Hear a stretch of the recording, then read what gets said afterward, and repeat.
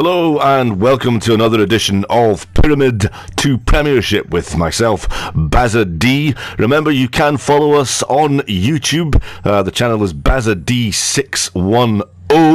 That's not a frequency to tune into, that's just one of the names that was reserved and left over that Gmail allowed me to take. Little plug there for Gmail, give me the cash, get it rolling in, boys.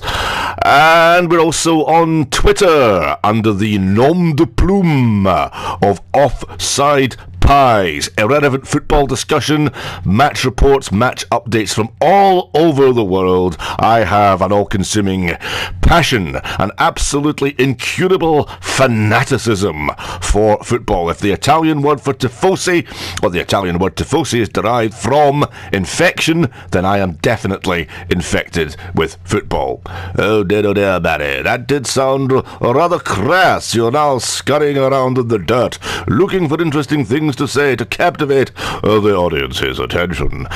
We've got a bit of a sabbatical, a bit of a what they used to call a lie week in terms of match fixtures. We do, of course, have Forest Green Rovers competing in the Checkatrade.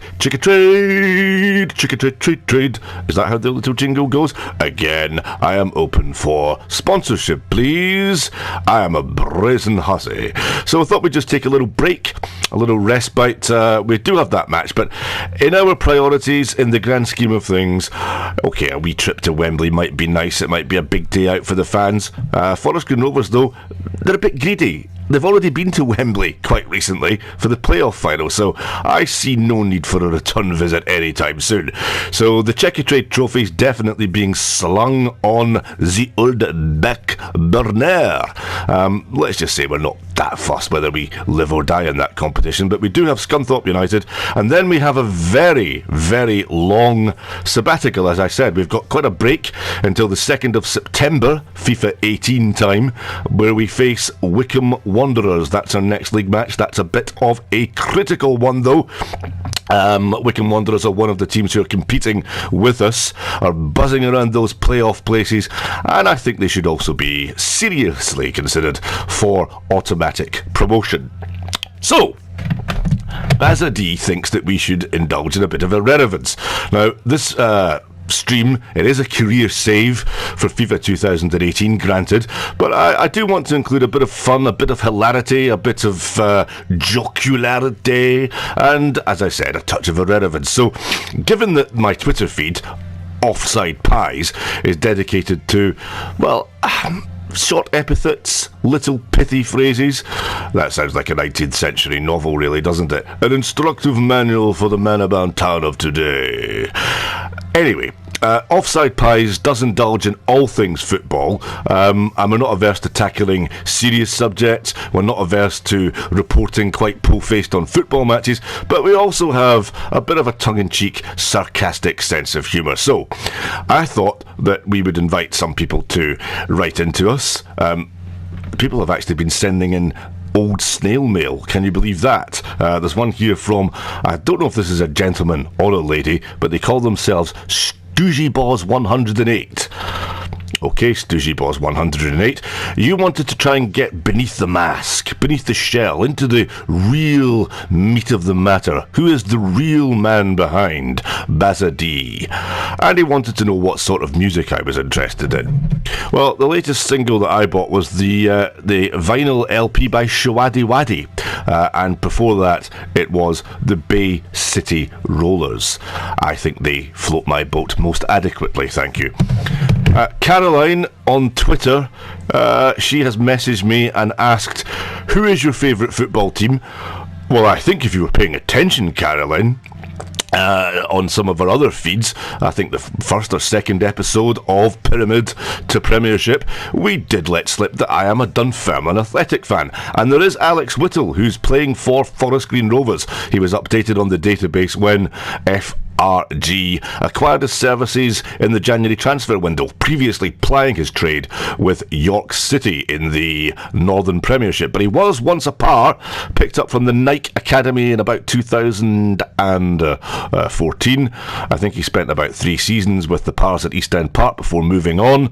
And yeah, he was a decent player. FIFA tend to have him as a left back. I remember him more specifically as a left winger, although he did sometimes drop back into the left back berth. Wasn't particularly good at it, I have to say. He was certainly more adept at going forward than he was defending, and that's just my personal opinion. But I always thought that Alex lacked a bit of pace and lacked a bit of defensive awareness for my taste. So there you go, Caroline. I am a Dunfermline Athletic fan.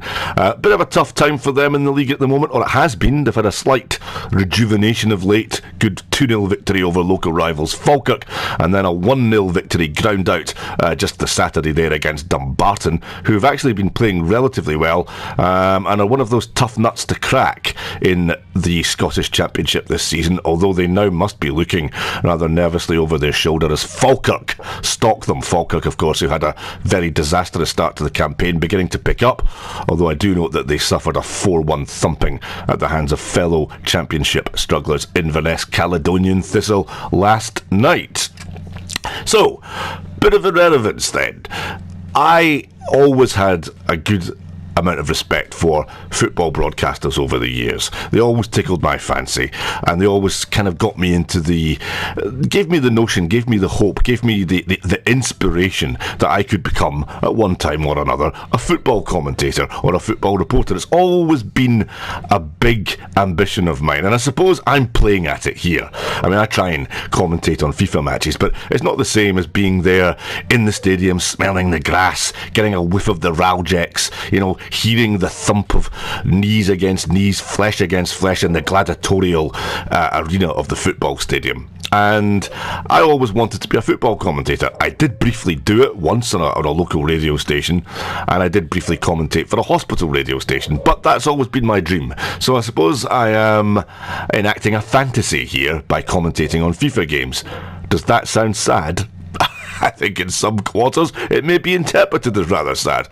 But one of my great heroes was David Francie. He was a Scottish football commentator who was well known for getting quite mellifluously operatic during his commentaries. It's all over! That was his shrill cry when the final whistle blew. Or if Scotland were struggling in some foreign territory, as they always tended to do, "Oh, tragedy for Scotland!" Yes, those were frequent refrains by David Francie. And James Alexander Gordon, not quite a commentator, but I always used to love his very melodious rhythm and cadence when he used to read out the football scores on Radio 5 Live, and prior to that, Sports Report. Sadly, no longer with us, died a couple of years ago, I think. But you always got a sense of when your team was going to win, lose or draw when James Alexander Gordon was reciting the football scores because of his inflection. Now, if I couldn't get to a Dunfermline game and I'd been taken to some tedious shopping expedition or exploration of the shops of, Glasgow for the umpteenth time by my parents when I was younger, if I wasn't allowed to go to a Dunfermline game when I was a kid, or the destination was just too far away for us to get to, we'd always huddle in the car expectantly, waiting for the familiar jingoistic strains of the Sports Report theme tune,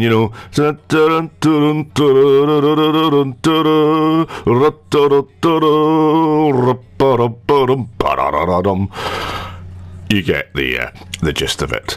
Anyway, Sports Report would come on. There were a few match reports, but we were just sitting there, tense, impatient, on the edge of our seats on tenterhooks, waiting for the dulcet tones of James Alexander Gordon. And he used to do the football scores. And as I said, he had a very pronounced way of doing it, and you knew it was him straight away. I think he was initially from Edinburgh, so he had a slight Scottish timbre to his voice. Anyway, you knew your team was going to win, lose or draw by the way he announced it. So, for example, if Dunfermline had lost, I knew in advance, not by some kind of ESP or premonition, but it would be like this: Dundee United 1, Dunfermline Athletic 0. Had they drawn, I knew even before James Alexander Gordon had given the result. Dunfermline Athletic 1, Inverness Caledonian Thistle 1. And had they won, you usually got the gist of it, usually got an interpretation or a sniff of it long before the result had actually escaped James Alexander Gordon's lips. Dunfermline Athletic 1, Brecon City 0. Anyway, I always used to love it when he did a real litany, a succession of draws. For example, Shrewsbury Town 1, Aldershot Town 1, Wycombe Wanderers 1, Stevenage 1, Notts County 1, Portsmouth 1, Leyton Orient 2, Ebbsfleet United 2, Carlisle United 2, Tranmere Rovers 2. And then he would revert into another gear, another cadence, when the results changed. For example, Nottingham Forest 1, Derby County 0. Newcastle United 1, Queen's Park Rangers 3. And then you'd always get the surprise if it was a particularly notable scoreline. BBC video printer used to do this spell. This is the oral equivalent of putting, I don't know, 9 in letters as opposed to numbers if there'd been a really high scoreline. So it went something like this. Alloa Athletic 10, Arbroath 1. And you always got that sort of dull, slipping. It's almost like the verbal equivalent of going into the mire, the despondency of it. Arbroath 1. Poetic. Absolutely onomatopoetic. Or onomatopoeic and poetic. Have I just created a neologism there? Is that a new compound word, a new portmanteau word perhaps? Or not? And then, of course, there was the famous, I don't know if he ever said this, 4-5-4, East 5-4. I don't think it ever happened, but I do recall being at a match many years ago that ended in a 5-all draw between East Fife and Queen's Park, and James Alexander Gordon had the privilege of having to read out East Fife 5, Queen's Park 5. He'd broken with his normal rhythm, his normal musicality. He was so astonished. Anyway, this has been a brief interlude. Perhaps we'll have a couple more if it goes down well. Give us a big thumbs up below this video. If you've got any comments, any memories, any nostalgia, any favourite commentators about about James Alexander Gordon, perhaps David Francie, any other legendary commentators you can think of, please give us a big comment below. Follow us on Twitter, Offside Pies, that's offside_pies, and we're on YouTube. So until the next time, this is Bazza D saying bye-bye.